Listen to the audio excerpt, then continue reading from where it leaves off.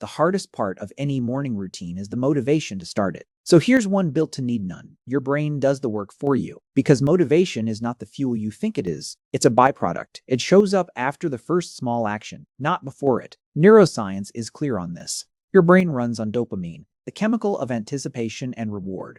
But dopamine doesn't flood you the moment you open your eyes. It builds, slowly, in response to tiny signals of progress.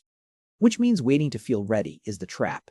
You will keep waiting, because the readiness is downstream of the action. So this morning routine flips the order. It uses your brain's own wiring to pull you forward. No willpower, no pep talk, no cold plunge, no 5 a.m. alarm. The first move happens before your prefrontal cortex is even fully online. That's the front of your brain, the part responsible for decisions, planning, and self-control. In the first minutes after waking, it's still warming up, which is why big decisions in the morning feel impossible. You are not lazy. Your CEO brain is simply still asleep at the desk. So, we don't ask it to decide anything. We give it a track to follow, a small physical sequence that lights up motivation on its own. Here's how it works, step by step, in the order your brain actually wants them. Step 1 happens before your feet touch the floor. You sit up and you take 3 slow breaths through your nose. Not deep, not forced, just 3. This does something specific in the brain. Slow nasal breathing lowers cortisol, the stress hormone your body naturally spikes on waking. That spike is normal, but it feels like anxiety if you don't discharge it. 3 breaths tell your nervous system the day is safe. You have just given your brain its first small signal of control, and control, to the brain, is rewarding. Dopamine begins to trickle. You didn't have to feel motivated. You just had to breathe. Step 2 is light, real light. You walk to a window or step outside within the first 10 minutes of waking, and you let daylight hit your eyes for a minute or two. This is the single most powerful morning lever neuroscience has identified. Morning light signals your suprachiasmatic nucleus, the master clock in your brain, that the day has begun. That signal sets a chain of chemical timers. Cortisol rises cleanly, then falls on schedule. Melatonin, the sleep hormone, gets scheduled to return roughly 16 hours later. Your energy curve for the entire day is being written right now. You don't need to think about any of this. You just need to see the sky. Even on a cloudy morning, outdoor light is far brighter than any indoor bulb. And here's the quiet payoff most people miss. This one step alone can lift mood, sharpen focus, and improve tonight's sleep. Before you've had coffee. Before you've made a single decision.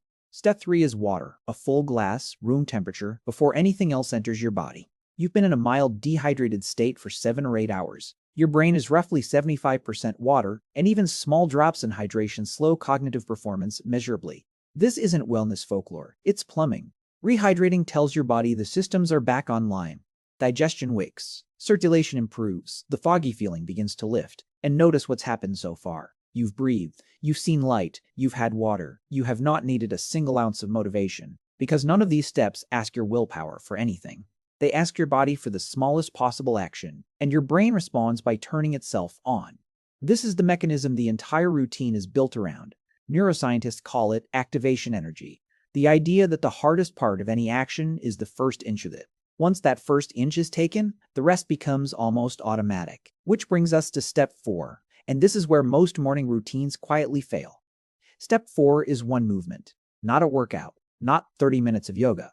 One movement, 10 squats, or a 2-minute walk around the room, or 20 seconds of stretching your arms overhead. That's it. That's the whole requirement, because movement is the second dopamine trigger of the morning. Physical action, even small action, releases a wave of neurotransmitters that shift you from tired to alert. Norepinephrine sharpens attention. Dopamine builds momentum. And here's the trick most people get wrong. They aim too big. They plan a full workout, feel the size of it, and skip the whole thing.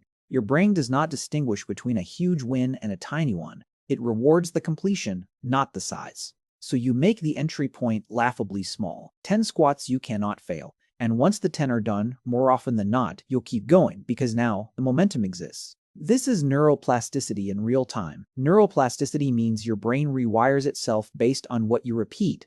Each morning, you complete this tiny sequence. The pathway gets a little stronger, a little more automatic, a little less negotiable. After a couple of weeks, the routine stops feeling like a routine. It starts feeling like who you are. That shift is not motivation. That is wiring. Step 5 is the one people underestimate the most. You write down one sentence, just one. It's not journaling. It's not gratitude practice. It's a single line naming the one thing that would make today feel like a win. This does two things in the brain.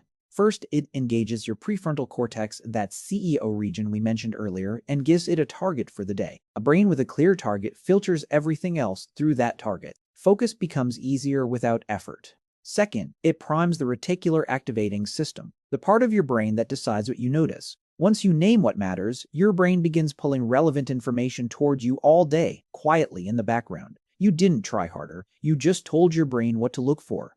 And now step 6, the closer. A single moment of stillness before you touch your phone. This one matters more than any productivity hack you'll ever hear, because the moment you open your phone, you hand your dopamine system to whichever notification is loudest. Your brain shifts from setting the day to reacting to it. So you delay it. 60 seconds, 2 minutes, whatever you can hold. Sit with your coffee, look out the window, feel the morning belong to you before it belongs to anyone else. That small window of stillness protects your attention for hours. Because attention, once fragmented in the first 10 minutes of waking, is very difficult to rebuild. Now step back and look at what you actually did.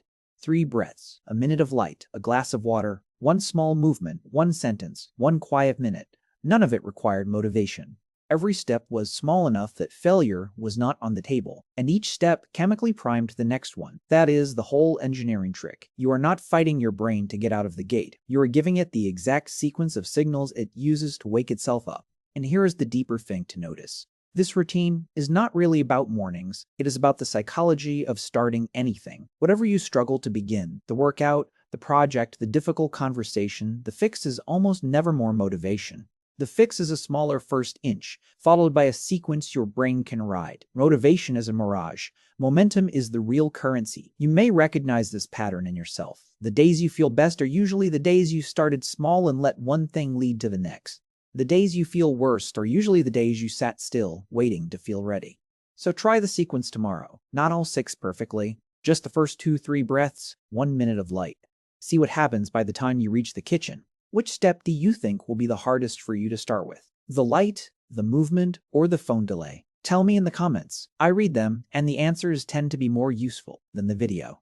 If this way of thinking about your brain is landing for you, there's a related video on this channel about how the first 30 minutes of your morning quietly set your entire nervous system for the day. It pairs directly with what you just heard. And if you'd like more of these practical brain habits explained without hype, one clear routine a week, subscribe and turn on the notification bell. That's the only way the channel reaches you before the next one drops. Because the truth is simple. You were never lacking motivation. You were only ever one small action away from having all of it.